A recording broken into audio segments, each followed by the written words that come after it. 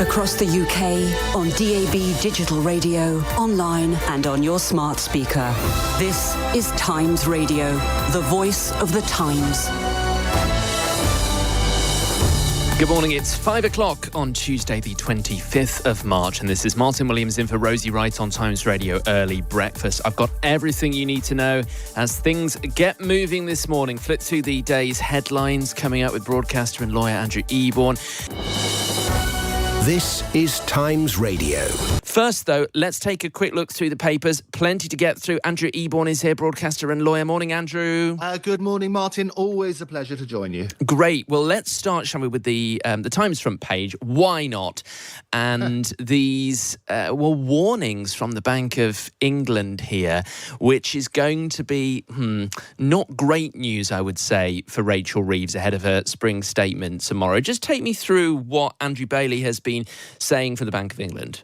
Yeah, so what he's basically saying, the Governor of the Bank of England, Andrew Bailey, he's warned that tariffs, good old Trump and his various tariffs, and also the ageing population is posing a major threat to the economy. What he's saying is this 15-year stagnation in productivity is dragging down living standards, and that there were strong headwinds against growth. It's not all bad news, however, Martin, because he does say my pet topic, AI, artificial intelligence, is going to help the economy significant. And I always say that I want to put the AI into Britain. As you know, I speak around the world as a futurist, back to the futurist, and looking at how that's going to add to productivity, make seismic changes across all sorts of industries. So the positive side, he's totally embracing AI. But on the negative side, in the short term, things like tariffs and reciprocal tariffs of up to 25% on imports to the US on April the 2nd, which Trump has called Liberation Day, are going to have massive impact. So bad news, as you say, just ahead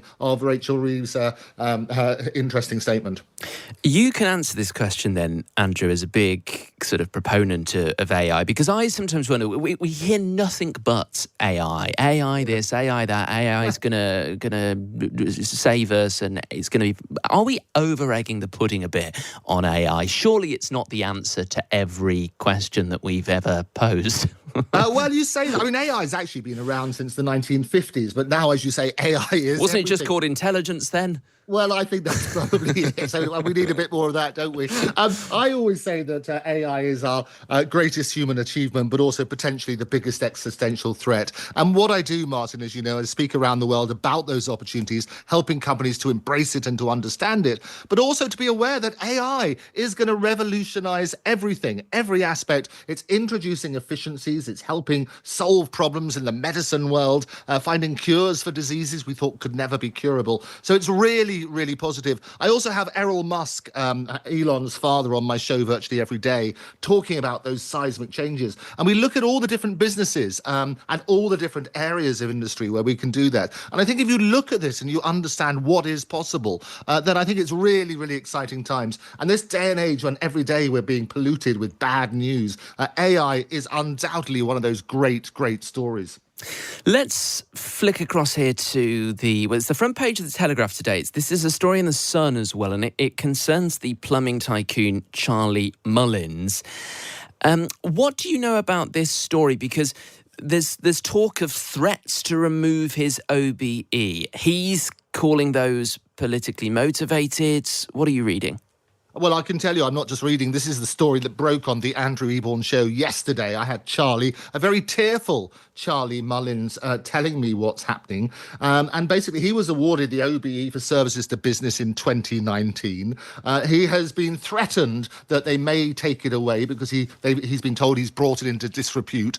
Charlie's a colourful character. He's got a sense of humour, some of which might be more appropriate to a Bernard Manning gig in the 1970s. But he's certainly got that sense of humour, and it's got him into trouble. And he's saying that he's basically being victimised as a result of his political persuasions, as a result of his comments about Sadiq Khan and about Keir Starmer and so on and so forth. And that's basically it. But he was a broken man yesterday on my show. It's out there. You can more platforms than Paddington. You can check it out on the Andrew Eborn show on Octopus TV, on YouTube and other platforms, and you will see a broken man. So in amongst all that bravado, one of the one of the country's most successful businessmen, who we did rightly award an OBE for services to business in 2019. There is now that threat. And we talked about the possibility for him being, well, compared himself, if you like, to Tommy Robinson in terms of being a victim about freedom of speech, obviously for very different circumstances. But it does raise all sorts of questions. We should not be using the honours system as a penalty, as a sort of a beat your stick with it. If you don't be a good boy or girl and behave, we're going to take it away from you. Yeah, I'm not sure that likening yourself to Tommy Robinson is necessarily the way to endear yourself. You make a good point, Martin. I think it's more about the freedom of speech and that sort of side. And Tommy's circumstances are obviously very, very different. But as I say, he feels broken. People in the heat of the moment, they have a particular sense of humour. He's a very colourful character and sort of stuff which people would say all the time in the 70s, you can't necessarily get away with today, or you can't get away with it today. But is it right that you take away his gong? Well, absolutely not, is my view. Okay, well, I guess that is up for debate, isn't it? Which is the whole point of the story there on the front page of the Telegraph. Guardian front page now. I'm just sort of whipping through some of the front pages here. A really shocking story: domestic abusers driving more victims to suicide, warn police. This is this is shocking, I think, Andrew. Oh, it is absolutely horrendous statistic. What they're saying is domestic abusers are driving victims to suicide, and they've warned the police that they've admit past mistakes and pledged to investigate more hidden cases of violence against women.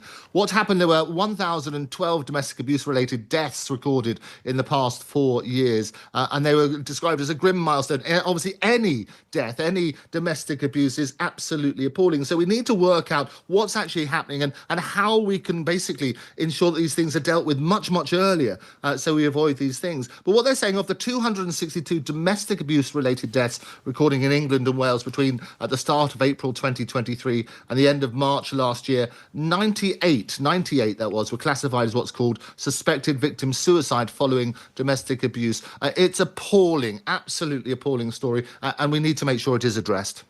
Let's move on to lighter topics, although no less controversial, I wouldn't imagine. The Times newspaper, page 7. This sort of touches on the whole kind of austerity thing, doesn't it? And it's often things that sort of come out of this.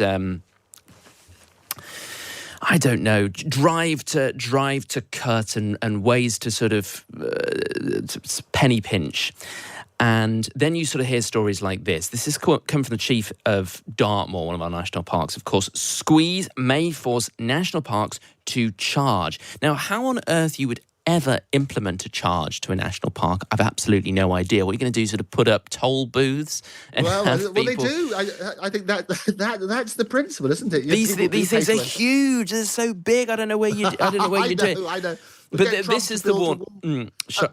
But the point you make is exactly that, right, Martin? We talk about all these cuts, and actually when you personify it, if you like, or you look at a particular area which we take for granted, and you turn around and say, OK, as a result of these cuts, we're going to have to lose particular services. And Kevin Bishop, he said the government had not told the Dartmoor National Park Authority what its national park grant funding would be for 2025. But he said that the Department for Environment, Food and Rural Affairs official had warned it would be cut yet again. And since they're looking at the figures, since 2010, what I've worked out is the National Parks grant has been cut by 50% in real terms. And had it kept pace with inflation, it'd probably be worth about 7.2 million to Dartmoor. But now they're anticipating receiving a grant for day-to-day of about 3.8. So it's a massive cut. And whilst we applaud what's going on in America about the DOGE, the government of the Department of Government Efficiency, and we could certainly do that here, the efficiencies should be looked at first before we start doing all these massive cuts. Work out how this government is spending the money, whether it's housing illegal immigrants or cutting or unnecessary expenses or so on and so forth. If you heard that brilliant speech with brilliant comedic timing from Trump when he listed all what he classified as the waste of money and the extreme examples of that, we want a similar thing over here. Let's have a DOGE over here where we can make sure that we can cut government inefficiency without cutting what are national treasures and things things we take for granted. And I suppose that's the thing, isn't it? Because you're never going to please everybody.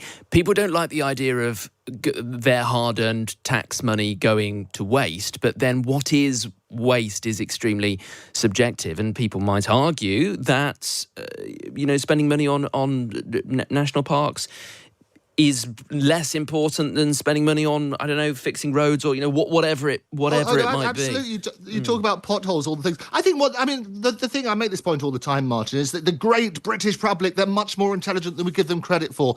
Sunlight is the best disinfectant. Lay it all out and say, look, the government's got a choice. We can spend it on this or we can spend it on national parks. And I bet you that you and I could work out very quickly. We know what the great electorate's going to turn around and say, well, why are you wasting money here when you could be giving us this? And it's a question of choice, isn't it? And this is what you need to look at. It's always the question when you're talking about taxes, where does the money go? Is money being wasted in unnecessary areas? And if so, let's address that first before making cuts to what are our national treasures. And our national parks are our biggest free to enjoy asset. There are more people who visit national parks than go to football games a year, and it costs a hell of a lot more than it does to go to a national park to go to a football game.